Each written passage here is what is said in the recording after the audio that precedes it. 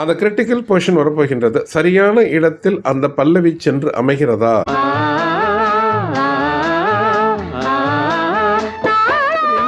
அந்த சரணத்துக்கும் பல்லவிக்கு இடையில உள்ள பிரிட்ஜில் வந்து அவ்வளோ ஒரு கிரிட்டிக்கலாக ஒரு சென்சிட்டிவாக இருக்குது அப்படிங்கிறதெல்லாம் என்னால் நம்ப முடியல. அப்படின்னு நீங்கள் சொன்னால் இந்த பாடல் எந்த ராகத்தை அடிப்படையாக சார்ந்தது என்றால், சரணம் முடிஞ்சு பல்லவி போகிற இடத்துல ஒரு பிரிட்ஜ் ஒன்று போட்டு அந்த பிரிட்ஜை வில்லங்கமாக ஒரு கிரிட்டிக்கலான தாளம் கொடுத்து அதை சேர்க்க வச்சிருப்பாரு. அண்ணா தான் அதை ஹெல்ப் பண்ணாரு. நிறைய படங்களுக்கு நாங்கள் மெட்டு போட்டு இருக்கின்றோம். அவ்வளோ அத்தனை ஒரு பெரிய கஷ்டம்லாம் நாங்கள் பட்டதில்லை.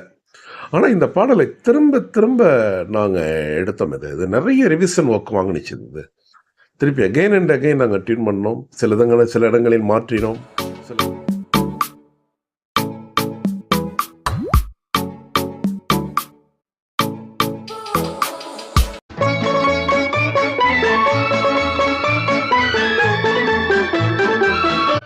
எம்எஸ்சி அவர்களும் டி.கே. ராமமூர்த்தி அவர்களும் இணைந்து இசையமைத்த பாடல்கள் ஒரு ஐகானிக் சாங் அப்படிங்கிறாங்க. அதை இதுதான் ஒரு ஃபர்ஸ்ட் கிளாஸ் சாங்காக இருந்தது. இன்றைக்கும் கூட ஏதோ நேற்று தான் ஒரு டியூன் போட்டது மாதிரி அனைவரும் விரும்பி கேட்கும் பாடல் இது.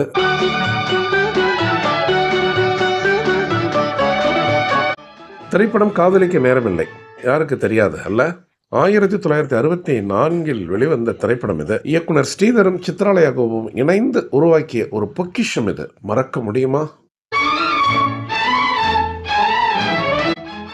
இந்த பாடலை பற்றி எம்எஸ்வி ஒரு பேட்டியில் சொன்னது நமக்கு ஞாபகத்தில் வருது. அது என்னன்னு கேட்டிங்கன்னா, நான் அண்ணாவும் சேர்ந்து, அதாவது டி.கே. ராமமூர்த்தியும் நிறைய படங்களுக்கு நாங்கள் மெட்டு போட்டு இருக்கின்றோம். அவ்வளோ அத்தனை ஒரு பெரிய கஷ்டம்லாம் நாங்கள் பட்டதில்லை. ஆனால் இந்த பாடலை திரும்ப திரும்ப நாங்கள் எடுத்தோம். இது நிறைய ரிவிஷன் ஒர்க் வாங்கினுச்சு. இது திருப்பி அகைன் அண்ட் அகைன் நாங்கள் டியூன் பண்ணோம். சில இடங்களில் மாற்றினோம். சில இதில் இந்த இன்டர்வல் பிட்லாம் வந்து எங்களுக்கு திருப்தியப்படலை. அது அண்ணா வந்து அவர் இந்த இடம் சரியா இல்லை, இதை மாற்றுன்னு கிட்டத்தட்ட ஒரு 20-25 ஒரு இன்டர்வல் ஃப்ரேஸ், அந்த இன்டர்லீவ்ட் அப்படிம்பாங்க இல்லையா, அது அத்தனை உருவாக்கி அப்புறம் கடைசியாக பார்த்தீங்கன்னா சரணத்தில் இந்த சரணம் முடிஞ்சு பல்லவி போகிற இடத்துல ஒரு பிரிட்ஜ் ஒன்று போட்டு அந்த பிரிட்ஜை வில்லங்கமாக ஒரு கிரிட்டிக்கலான தாளம் கொடுத்து அதை சேர்க்க வச்சிருப்பாரு. அண்ணா தான் அதை ஹெல்ப் பண்ணாரு. நானும் அதை சரி பண்ணோம் என்றெல்லாம் கூறினார் எம்எஸ்வி.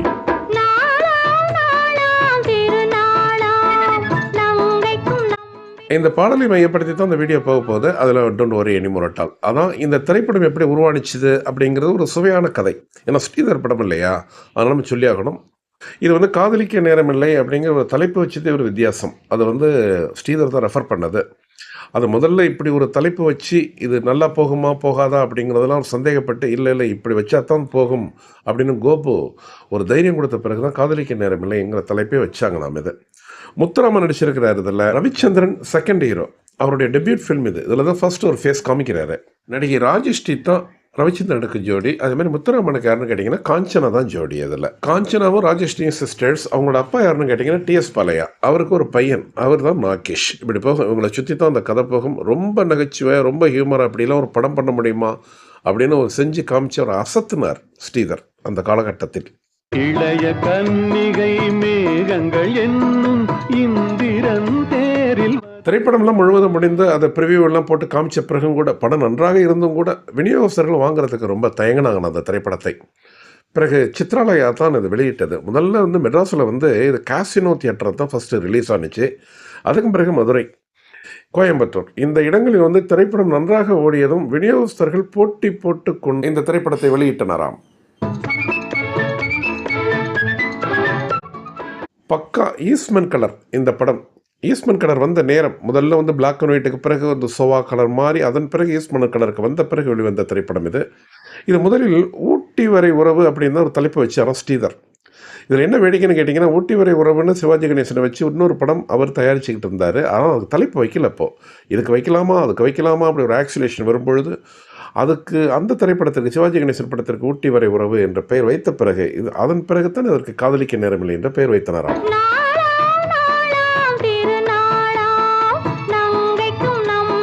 ஒரு திரைப்படத்தில் இடம்பெற்ற அனைத்து பாடல்களும் ஹிட் ஆனது அப்படிங்கிறது இந்த திரைப்படத்தில்ங்க. இதில் வந்து மொத்தம் 8 பாடல்கள். அனைத்து பாடல்களையுமே கண்ணதாசன் தான் எழுதினார். வேறொரு பாடலாசிரியருக்கு வாய்ப்பு தரவில்லை இசையமைப்பாளர்கள். அதுபோல் பாடகர்கள் பார்த்தீங்கன்னா எல்லாரும் கலந்து கொடுத்துருக்காங்க. கூடுமான வரைக்கும் எல்லா பாடகர்களும் பாடியிருக்கிறாங்க. டிஎம்எஸ், எஸ்பிபி, ஜானகி, வாணி ஜெயராம் இவங்களை தவிர எல்லாருமே பாடியிருக்கிறாங்க இந்த திரைப்படத்துல. ஜேசுதாஸ் பாடியிருக்கிறாரு, சுஷீலா பாடியிருக்கிறாங்க, எல்லாரீஸ்வரி பாடியிருக்கிறாங்க, பி.பி. ஸ்ரீனிவாஸ் பாடியிருக்கிறாங்க. சீர்காழி கோவிந்தராஜன் ஒரு அற்புதமான பாடலை பாடியிருக்கிறாரு. அதுதான் இந்த திரைப்படத்தினுடைய டைட்டிலே.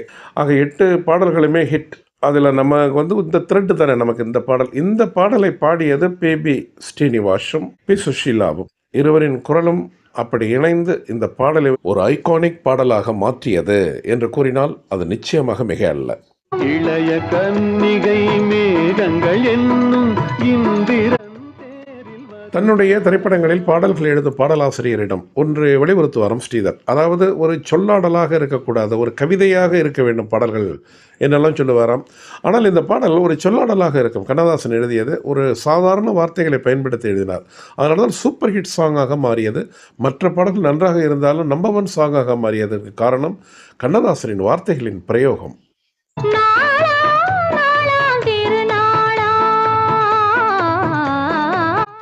இப்போ நீங்கள் பார்த்துட்டு இருக்கிறது இங்கே ரவிச்சந்திரனுக்கு ஜோடி யாருன்னு கேட்டிங்கன்னா ராஜஸ்ரீ.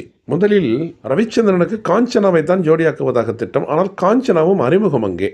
2 அறிமுக நடிகைகளை ஒன்றாக வைப்பதற்கு பிரியமில்லை ஸ்ரீதருக்கு. ஆகவே காஞ்சனாவை முத்துராமனுக்கு ஹீரோயின் ஆக்கிவிட்டார். அதுபோல் ராஜஸ்ரீயை ரவிச்சந்திரனுக்கு ஜோடியாக்கிவிட்டார்.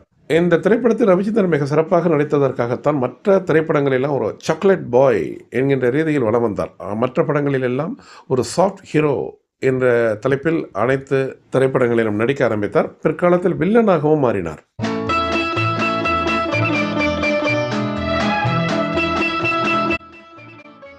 ரவிச்சந்திரன் பிறந்தது வளர்ந்தது எல்லாம் மலேசியாவில் கோலாலம்பூரில் தான் என்கின்றார்கள். ஆனால் படிப்பதற்காக திருச்சிக்கு வந்து விட்டாராம். திருச்சிக்கு வந்த பிறகு கலை உலகம் இவரை கவர்ந்திருக்கின்றது. அதன் பிறகு நாடகங்களில் நடித்திருக்கின்றார். பிறகுதான் சினிமாவுக்கு வந்திருக்கின்றார். அதற்கு முன்பு இந்த பாடல் காட்சிகள் எங்கு படம் பிடிக்கப்பட்டது என்று கேட்டால் முதலில் ஒரு சினிமோட்டோகிராஃபி யார் என்று பார்ப்போம். முதல்ல ஏ. வின்சென்ட் தான் படம் பிடித்திருக்கின்றார். இதை பெரும்பாலான காட்சிகள் எல்லாம் ஊட்டியிலும் சில காட்சிகள் ஏற்காட்டிலும் படம் பிடிக்கப்பட்டதாக கூறுகிறார்கள். பாடல் காட்சிகள் பெரும்பாலும் மெரினா பீச் மற்றும் சென்னை சார்ந்த பகுதிகள், கடற்கரை பகுதிகளில் தான் படமாக்கப்பட்டதாம்.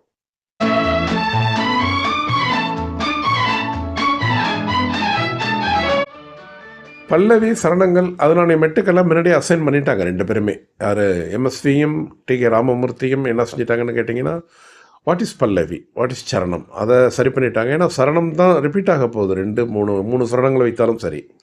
அதில் எந்த விதமான ஒரு குழப்பமும் இல்லாமல் ஒரு சமதாளம் என்றால் இது ஆதிதாளத்தில் அமைந்த பாடல் தான். இது 16 பீட்டில் வரும் இது.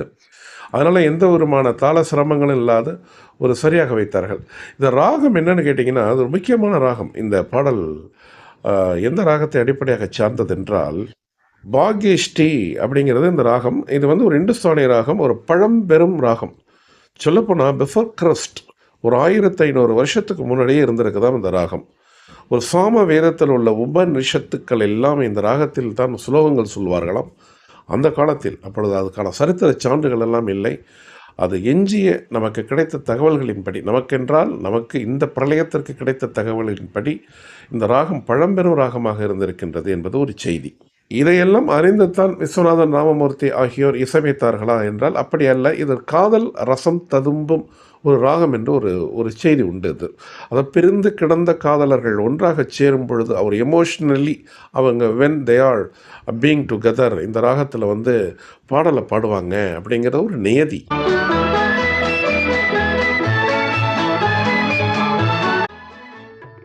அந்த இடத்துல ஒரு தபலா தீர்மானம் அத்தனை அற்புதமாக இருக்கும். இசைக்குழுக்களில் ஆர்கெஸ்ட்ராவில் அந்த பாட்டை நம்ம பார்க்கும் பொழுது அந்த தபலா சரியாக மீட்டேட் பண்ணுறாங்களா அப்படிங்கிறத வெயிட் பண்ணுவோம். நீங்கள் ஒரு சிறந்த இசை ரசிகராக இருந்தால் நீங்களும் நிச்சயமாக அதற்காக காத்திருந்திருப்பீர்கள். சரி, இந்த பாக்யஷ்டி அப்படிங்கிற ராகத்தினுடைய ஆரோகணம் அவரோகணம் ஸ்வரவரிசைகள் என்னென்னு பார்ப்போம் நேயர்களே. பஞ்சமம் இல்லாத ஒரு ராகம். அவன் இடையில ஸ்டேஜ் கிடையாது.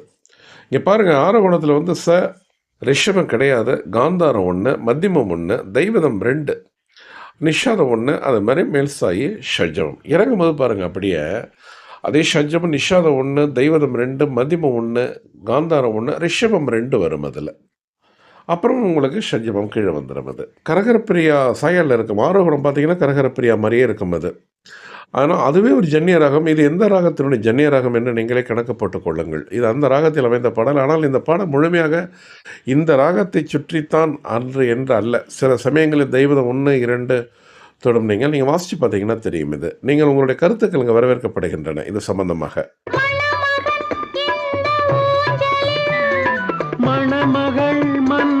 இந்த பாட்டில் வந்து எந்த போர்ஷன் உங்களுக்கு பிடிக்கும் அப்படின்னு நீங்கள் கேட்டு பாருங்களேன். அவங்க சொல்லுவாங்க எல்லா போர்ஷனும் பிடிக்கும். இதனால் ரொம்ப ரொம்ப பிடிச்ச எனக்கு சரணங்கள். சரணம் போகிற விதம் வந்து நடை நல்லா இருக்கும். அதில் அந்த தப்லா நடை மிக பிரமாதமாக இருக்குது. யார் தப்லா வாசிச்சான்னு தெரில, பிரசாத்தா இல்லை வேறு நபர்களா அப்படின்னு தெரியல. அது அவ்வளோ பிரமாதமாக வாசிச்சிருப்பாங்க. அந்த சரணத்தினுடைய நடை மிக பிரமாதமாக இருக்கும். இந்த சரணத்திற்கு பிறகு பல்லவி சேரும் பொழுது அந்த ஒரு ஃப்ரேஸ் நிற்கும். அதில் தான் மொத்த பாடலினுடைய அந்த ப்ரிசியஸ் மூமெண்ட்டே அந்த இடத்துல தான் இருக்கும். அந்த சரணத்தை மடித்து மடித்து மடித்து இன்னும் ஃபோல்டப் பண்ணி கெயின் ஒரு ஃபோல்டப் பண்ணி கொண்டு போயிட்டு பல்லவியில் போய் சேர்ப்பாருங்க பாருங்க. அப்படி அழகான ஒரு மெட்டு அந்த இடம். அது காதல் இப்படி சொல்கிறோம், அதை வாழ்த்தி பேசுகிறோம், உண்மைதான். அதுலேயும் ஒரு கான்ட்ரோ இருந்தது. அது என்ன ஒரு கான்ட்ரவர்சி அப்படின்னு கேட்டிங்கன்னா, இல்லை அது சமத்தில் போய் சேரவே இல்லை, கொஞ்சம் ஏதோ ஒரு வீச்சுக்கும் சமத்துக்கும் இடையில போய் சேர்ந்தது அப்படின்னாங்க. அது எப்படின்னு நீங்கள் நேயர்களாகிய நீங்கள் தான் சொல்லணும். ஏன்னா இவ்வளோ பெரிய மேதாவிகள் இசையமைத்திருக்கும் பொழுது அந்த ஒரு தப்பு தண்டா வச்சு பண்ணியிருக்கிறதுக்கு வாய்ப்பே இல்லை. கமெண்ட்ஸ் வரவேற்கப்படுகின்றன. அது எந்த இடம் என்பதை நெருங்கி கொண்டிருக்கின்றோம். அதில்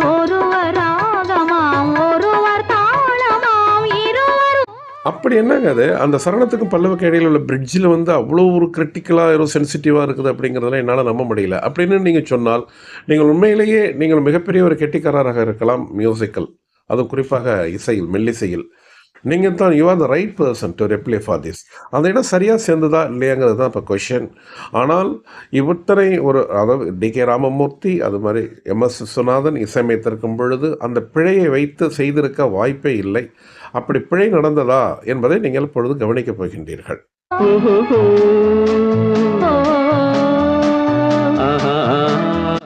சரியா தவறா என்பதை இந்த இடம்தான். ஏதோ பிபிஎஸ் கொஞ்சம் முன்னாடி போகிறது மாதிரி ஒரு தாளக்கட்டு தெரிகிறது. இல்லை சரியான தளத்தில் செல்கின்றாரா இல்லையா? ஆனால் பி. சுஷீலா சமத்தில் பிடித்து அந்த அந்த பாடலை எடுத்து செல்வார். யூடியூப்ல கண்டினியூவாக தர முடியாது, கொஞ்சம் ஸ்பேஸ் விடணும், கொஞ்சம் வெயிட் பண்ணுங்க.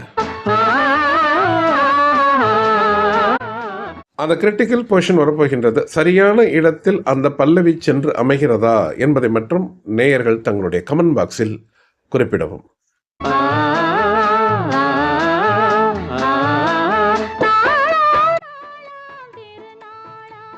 நன்றி நேயர்களே. மற்றொரு தருணத்தில் மற்றொரு பாடலை பற்றியோ அல்லது ஏதேனும் ஒரு தலைப்பை பற்றியோ மீண்டும் ஒரு முறை சந்திப்போம்.